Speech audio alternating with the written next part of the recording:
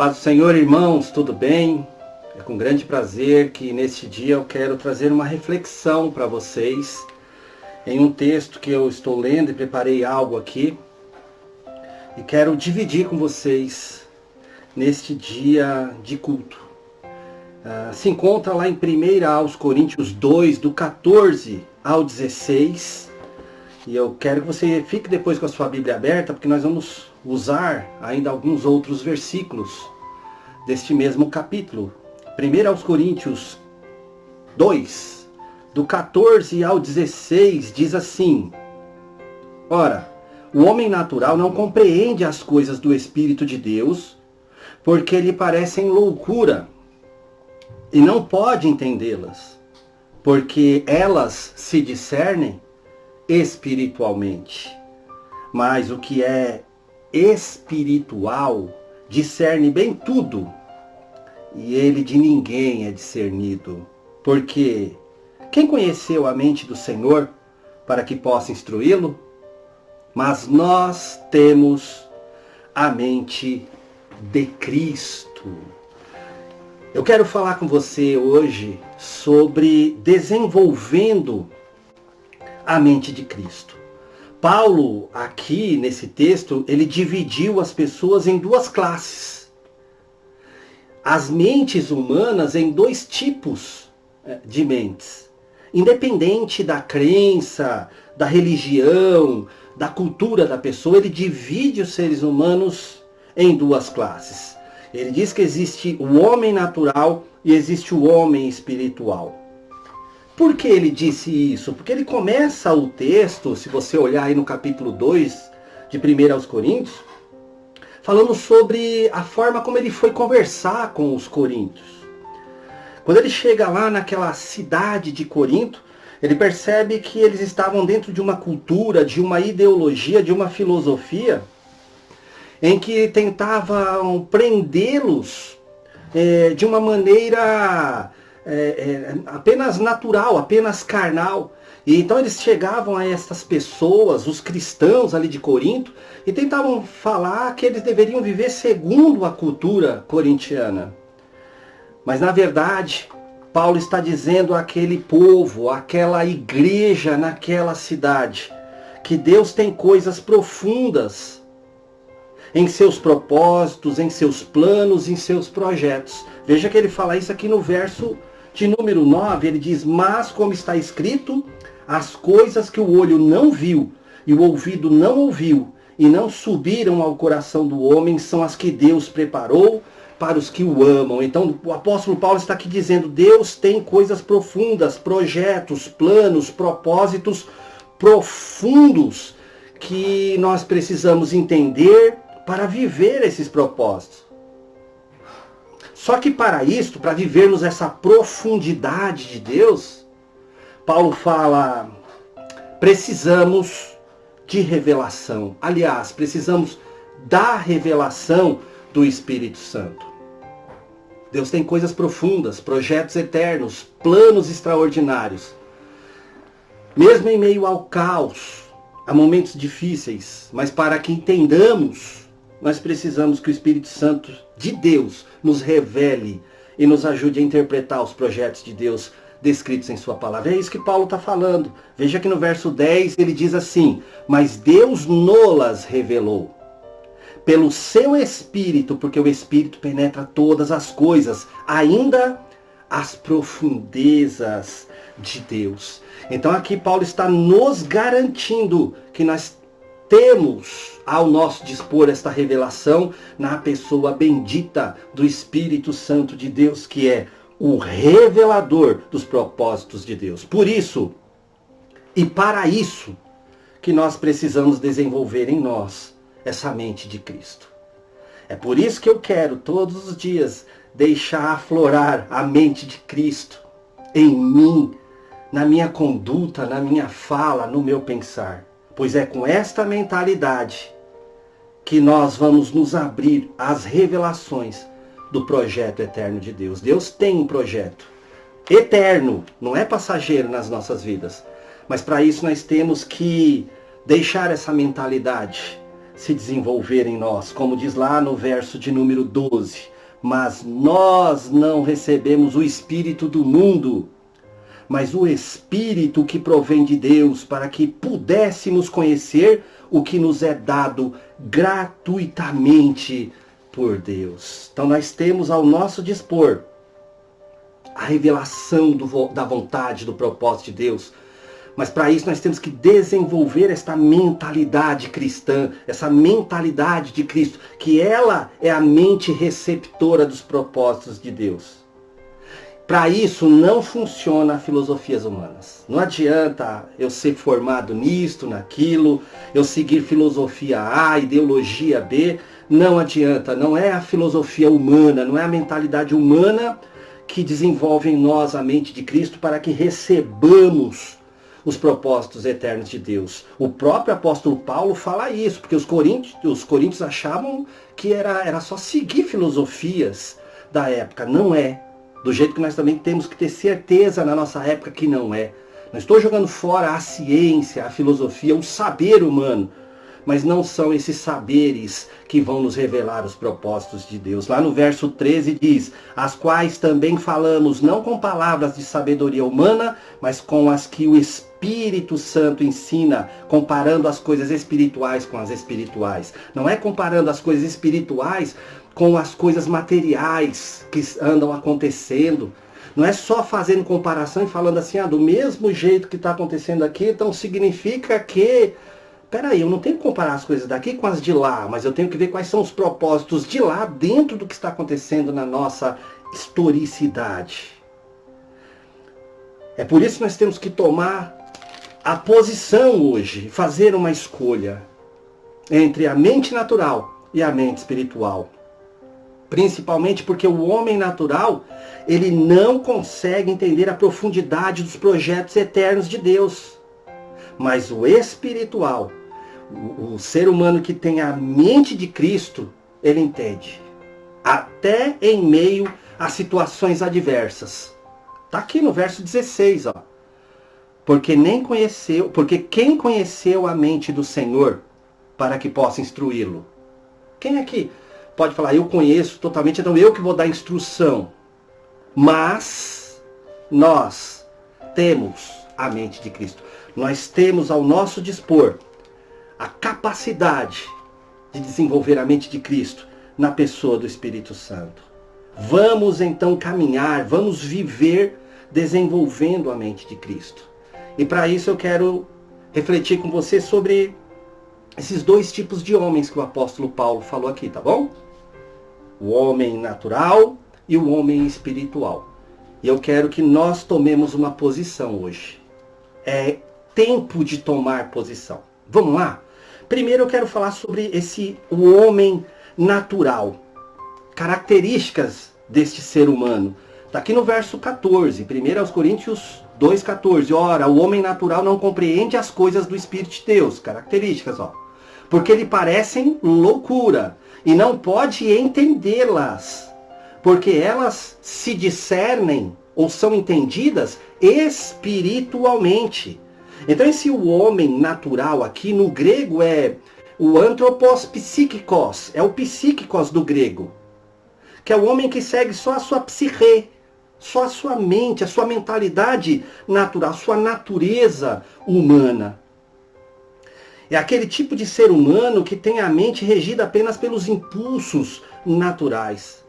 É aquele tipo de ser que procura se comportar com o meio, para se comportar como ele e ao mesmo tempo, de alguma forma, está bem, o politicamente correto. É aquela pessoa que se torna não mais ativo no reino, ativo no mundo, porque é alguém que vive o reino, mas é apenas alguém reativo. É a pessoa casual, depende do caso, eu ajo de tal maneira. É a pessoa que não segue mais os parâmetros bíblicos, mas segue sua natureza, sua psique. Chega, às vezes, até mesmo a rejeitar as doutrinas bíblicas, ou até a Bíblia inteira, para que possa se moldar a natureza. Todo mundo é assim, todo mundo faz, todo mundo fala. É um tipo de ser humano que transgride a voz do Espírito Santo para ouvir até mesmo a voz do seu ego, às vezes, do seu egocentrismo. Esse tipo de pessoa ela tem dificuldade de compreender a Deus e os seus propósitos. Aí quando acontece uma catástrofe, uma situação difícil, mas o que Deus quer com isso? E fica naquela compreensão, naquelas dúvidas.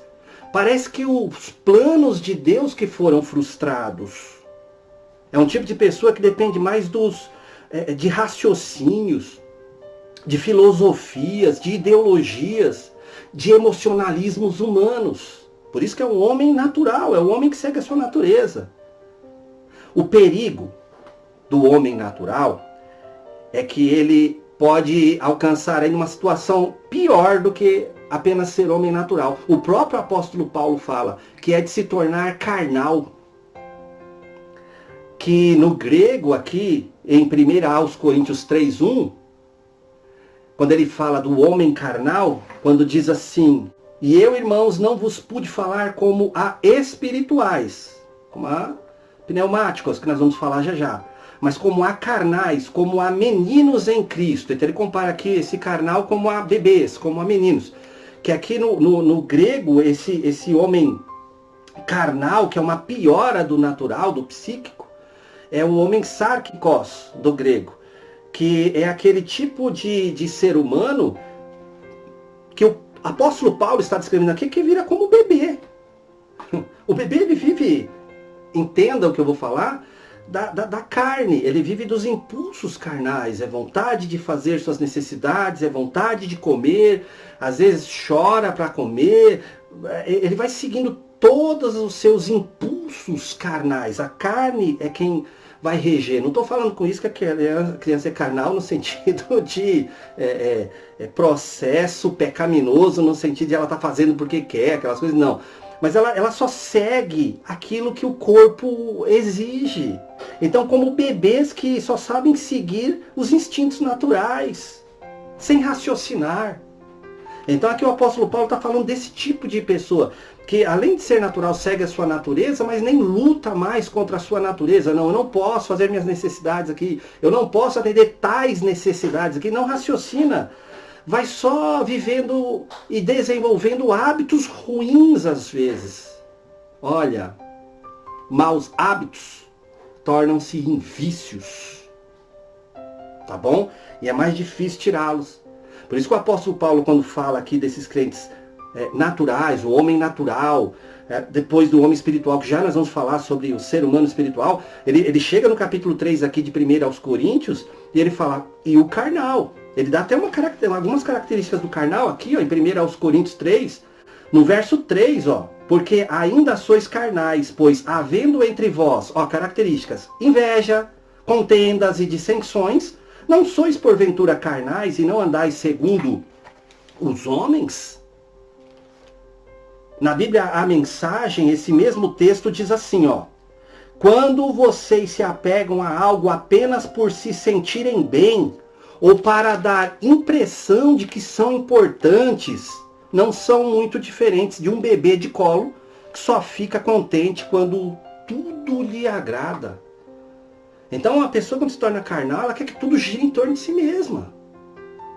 O mundo tem que girar, a política tem que girar, a vida, o casamento, as finanças, o mundo espiritual, tudo tem que girar em torno de si mesma. Ela tem que estar no colo, ela tem que ser o centro das atenções.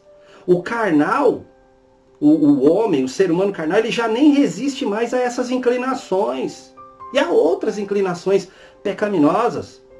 Vivem até mesmo de parcerias tóxicas, porque não raciocinam mais. Um bebê não raciocina. Se aquela pessoa que vem lhe dar o alimento ou alguma coisa, é claro que tem a preferência pela mãe, por instinto já, né? Porque já está isso instintivamente, mas se vira alimentação, ela não sabe nem discernir se aquela alimentação realmente vai fazer bem para ela ou não. Pessoas também carnais, elas vivem de parcerias tóxicas, com filosofias mundanas, com atitudes mundanas e com pessoas mundanas. E o pior de tudo, tentam permanecer como povo de Deus enquanto simultaneamente querem viver um mundanismo. São esses tipos de pessoas que a Bíblia chama de pessoas carnais. Aí o que acontece com esse ser humano? Não cresce na graça, que é na experiência de Cristo, não cresce no conhecimento, que é na interpretação bíblica, como diz lá em 2 Pedro 3,18. Antes crescei na graça e no conhecimento de nosso Senhor e Salvador Jesus Cristo. Então, para eu sair dessa posição de carnal, eu tenho que crescer na graça, na experiência de Cristo, com Cristo e no conhecimento de sua palavra. O homem carnal, ele não se aflige mais com imoralidades. Tudo se tornou normal. Tem até uma frase hoje, né? O novo normal. Não levam mais a sério a doutrina bíblica. A doutrina bíblica, ela cai até mesmo em desuso. Qual o perigo disso, Júnior? Qual o perigo? Tá, e se ele continuar na igreja, pelo menos, mas qual é o perigo? Pode levar à morte espiritual. Ainda que a pessoa esteja dentro da igreja, ainda que tenha cargos e funções. E ainda pode fazer com que essa pessoa abandone a fé. Abandonar a fé ainda dentro da igreja, com cargos e funções. Isso existe. Esse é o perigo de seguir apenas a natureza. É se tornar carnal e perdermos a fé dentro do terreno onde deveríamos desenvolver essa fé. Então eu quero que você pense aí. Vamos refletir. É esse tipo de ser humano que eu quero ser? Esse daqui, ele se desenvolve naturalmente. Por isso que fala, é o homem natural. Isso aqui não precisa de esforço para sermos naturais. E a sequência do homem natural é ser carnal. Esse não precisa de muito esforço. É até o contrário, é só você parar de se esforçar. Agora eu quero falar sobre o homem espiritual. O ser humano espiritual, a mulher, o homem, o jovem, o adolescente, a criança espiritual, que está aqui no verso 15 de 1 Coríntios 2, 1 Coríntios 2, 15. Mas o que é espiritual discerne bem tudo isso aqui, consegue entender essas coisas, e inclusive o propósito de Deus. E ele de ninguém é discernido. É uma pessoa que não consegue nem ser descrito pelos outros. Quando pensa, agora vai cair, agora não vai aguentar, agora vai desistir. Ninguém consegue descrever a pessoa quando ela é espiritual. Enquanto o natural então, e o carnal é um processo natural, o espiritual é um desenvolvimento que necessita de esforço, de decisão, de tomada de posição. Então eu quero te fazer um convite, apresentando agora o homem espiritual. Eu quero te fazer um convite a você se esforçar, a você se decidir a tomar uma posição a ser espiritual. Esse homem espiritual, do verso 15 aqui, no grego é pneumáticos. Da onde vem o termo pneuma? Que é espírito, é o homem espiritual. Que também dá para ser traduzido como pessoa madura, pessoa regenerada, gerada novamente. É aquele que está em desenvolvimento, em crescimento constante. Esse é o tipo de ser humano espiritual. É o ser humano que busca se adaptar aos planos, aos projetos de Deus, à mente de Cristo, que se esforça em seguir a orientação bíblica dada pelo Espírito Santo. Esse é o tipo de pessoa que desenvolve essa mente de Cristo, que se torna a pessoa espiritual. E isso muitas vezes, para ter essa mente, não é fácil. Ela vem em detrimento ao ego. Ah, mas é que eu quero, eu penso, então vou em detrimento ao meu próprio egocentrismo, à minha própria mentalidade. É em detrimento às filosofias ou ideologias mundanas. Ah, mas todo mundo pensa assim lá na escola, no trabalho, na minha família, entre os meus parentes, entre os meus vizinhos. Então, para eu desenvolver esta mente de Cristo, para eu ser esse homem, essa mulher espiritual, eu vou contra, às vezes, até mesmo essas ideologias mundanas, mesmo que todos as sigam, mesmo que a televisão, hoje tem canais de televisão, tenta colocar agora tudo como normal, até o pecado. Até mesmo em detrimento aos impulsos naturais, aos impulsos carnais, o homem espiritual, a mulher espiritual, eles começam a se adaptar aos de Cristo, mesmo que doa isso, mesmo que machuque. O homem espiritual, ele procura entender os planos de Deus em toda e qualquer circunstância. Ah, mas a circunstância está adversa, está difícil, eu vou procurar entender os planos, os projetos de Deus. O homem espiritual, a pessoa espiritual, passa tempo suficiente com Cristo para desenvolver a mente de Cristo. Você concorda que com quem ou com o que passamos mais tempo é aquilo que molda a nossa mente? Isso é provado pela psicologia, pela neuropsicologia. Aquilo que nós passamos mais tempo pensando, fazendo e falando, fazendo e pensando, é aquilo que vai moldando a nossa mente, as nossas emoções. Então o homem espiritual, a mulher espiritual passa mais tempo com Cristo, pensando nas coisas de Cristo, nos propósitos de Cristo. O apóstolo Paulo, lá em 1 aos Coríntios, aqui em 1 aos Coríntios ainda, no capítulo 15, verso 33, ele diz assim, ó: não vos enganeis, as más conversações corrompem os bons costumes. Ele está falando, no meio de muita conversa ruim, você acaba se adaptando àquilo e você cria a mentalidade daquilo. Na Bíblia há a mensagem, esse versículo trazido assim, ó: as más companhias destroem os bons costumes, os bons hábitos. Com quem nós temos andado, o que temos assistido, o que temos ouvido. Olha, uma relação íntima com Cristo, ela ocorre quando estamos constantemente em sua presença. É muito importante nesses momentos nós estarmos mais íntimos de Cristo. Sabe, pararmos de ficar buscando informações constantemente em redes de televisão, em pessoas que não pensam no propósito de Cristo. Às vezes é só pensamento ideológico. Quando eu estou constantemente com Cristo, na presença dele, eu começo a desenvolver a mente de Cristo. E vivendo de acordo com a palavra dele também. Eu tenho que estar próximo a ele, vivendo próximo a ele e vivendo o que a palavra dele diz para mim. Aí a mente vai se desenvolvendo, a nossa mente. Tendo coerência entre o que eu penso, o que eu falo, o que eu faço. O homem espiritual tem coerência nisso. Ele pensa, ele fala e ele faz. Quem tem a mente de Cristo passa até mesmo a avaliar e a considerar as coisas como Deus vê essas coisas. Porque ele sabe o que está na palavra. Ele está próximo a Deus. O homem espiritual, ele atribui importância às coisas que Deus atribui importância. Não fica gastando conversa com coisas que não tem importância à doutrina. Ama o que Deus ama e até odeia o que Deus odeia. Passa a entender com profundidade o que é santidade versus o que é profano. E não fica falando, santidade, aí coloca umas coisas supérfluas falando que aquilo é santidade. Ao invés de tratar do caráter realmente.